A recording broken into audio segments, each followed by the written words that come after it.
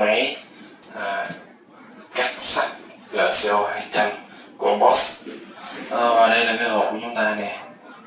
Trên đây nó sẽ có những cái thông số và in trên tem, đó là thương hiệu BOSCH, mã nó là 1619303640 và được sản xuất tại Trung Quốc.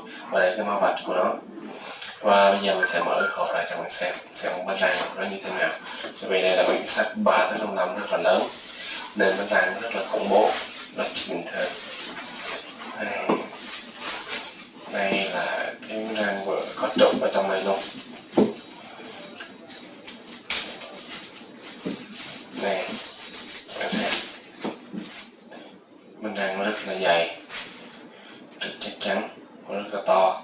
Tại vì những dòng BOSCH mà GCO-200 này mới sắt tới 3-5 rất là lớn, và nó sẽ có hai cái quả đạn kèm, quả đạn đầu và đuôi.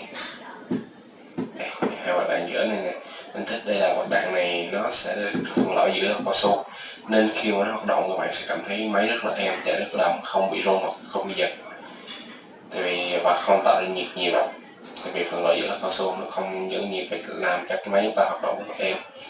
Và bạn nhìn sang những bánh răng này nó rất là dày. Những cái dòng khác thì mình thấy là phần bánh răng rất là mỏng, cái phần ở giữa này nó khác lại khít lại với nhau, nó rất là mỏng. Và cái trục nó được tiện bằng kim loại nguyên khối nên rất là chắc chắn, cực kỳ chắc chắn luôn. Nó mới có thể là giúp cho cái máy chúng ta là hoạt động êm ái, không mạnh mẽ được và sử dụng được rất là lâu.